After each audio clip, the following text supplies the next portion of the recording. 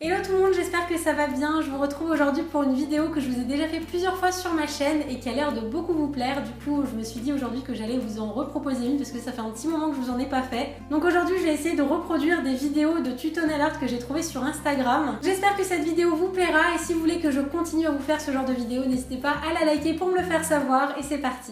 Alors pour la première vidéo, j'ai vu un très joli dégradé de couleur pastel, donc forcément ça me plaît et c'est une technique que j'avais encore jamais fait. Donc pour ça, au lieu d'utiliser le tapis nail art que je vous ai déjà présenté, j'ai utilisé les petites palettes que j'ai rentrées récemment sur ma boutique qui sont également en silicone. C'est vraiment la même matière que les tapis nail art, sauf que c'est beaucoup plus petit, donc c'est assez pratique pour en faire des palettes ou pour faire des petits nail art comme celui-ci. Donc comme dans la vidéo, je commence par appliquer un vernis à ongles blanc en 2 couches et pendant qu'il sèche, je vais tapoter plusieurs couleurs pastel sur mon tampon à stamping. Donc moi j'ai choisi du bleu, du vert, du orange, du jaune, du rose et du mauve, mais vous pouvez vraiment choisir les couleurs de votre choix et d'ailleurs vous pouvez en prendre beaucoup moins.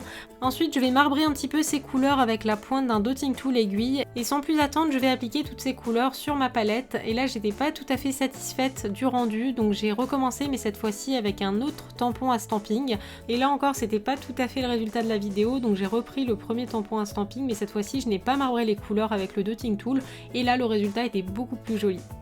Une fois que le vernis était sec au toucher, donc je dirais 5 minutes, j'ai appliqué une couche de top coat sur tous mes essais et ensuite il faut attendre au moins une bonne trentaine de minutes pour que le vernis soit complètement sec. Ensuite je vais décoller délicatement la pellicule de vernis et la poser sur mon ongle et c'est vraiment important que le vernis soit sec. Si jamais la pellicule est un petit peu collante, c'est que le vernis n'est pas suffisamment sec. Je vais bien plaquer la pellicule de vernis sur mon ongle et je vais retirer vraiment tout l'excédent à l'aide d'un petit ciseau et finalement je vais peaufiner le travail avec un pinceau plein imbibé de dissolvant. Vous allez voir, la pellicule de vernis va fondre au contact avec le dissolvant et pour la longueur vous pouvez prendre tout simplement une lime en limant vers le bas de façon à adapter à la longueur de votre ongle. Et au niveau du rendu, je préfère vraiment la version que j'ai faite sans mélanger les couleurs entre elles. Je trouve qu'on voit beaucoup plus de différences de couleurs, ça fait moins brouillon et du coup je préfère. Pour la prochaine vidéo, j'ai vu qu'on pouvait obtenir un résultat de water marble mais sans eau. Donc j'ai commencé par appliquer une bonne couche de vernis vert pomme sur ma petite palette en silicone. Ensuite j'ai posé quelques gouttes de vernis vert foncé, un petit peu de vert mint et quelques gouttes de vernis blanc. Et ensuite avec la pointe d'une aiguille, j'ai dessiné des marbrures et j'étais vraiment bluffée par le résultat. Le rendu est vraiment proche de celui qu'on aurait pu obtenir en faisant un water marble avec ces couleurs. Ensuite, comme tout à l'heure, j'ai bien attendu que le vernis soit sec et même encore plus parce que là j'ai vraiment mis beaucoup de couches de vernis sur mon ongle. Et pour la mise en forme, c'est exactement la même chose que la vidéo précédente. Prochain tuto que j'ai vraiment adoré pour reproduire un effet marbre. Vous le savez, j'adore ça et là je trouve que c'est vraiment très simple à faire. Donc pour commencer, je vais protéger le contour de mon ongle avec du latex liquide que je propose sur ma boutique. Ensuite, j'ai posé une bonne couche de vernis blanc sur ma palette en silicone et sans plus attendre, j'ai posé une petite goutte de vernis noir sur un coin ainsi qu'une goutte de vernis noir métallisé. Et avec la pointe d'un dotting tool aiguille, j'ai trempé un petit peu dans le vernis noir et j'ai dessiné des petites lignes sur le vernis blanc.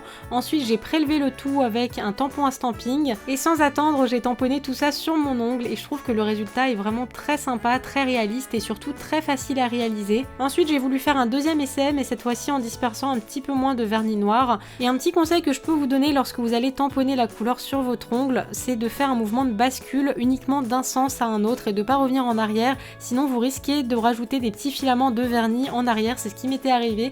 Donc voilà, si jamais vous voulez éviter ça, vous savez comment faire. Et donc voilà le résultat, je crois bien que c'est mon tuto préféré de toute la vidéo. Et finalement on termine avec ce joli dégradé avec des formes que j'avais vraiment trop hâte d'essayer, je trouve que c'est vraiment une super idée. Donc pour ça je commence par prendre l'un des pochoirs vinyles que je propose sur ma boutique, donc je vais le découper et le coller encore une fois sur ma petite palette en silicone.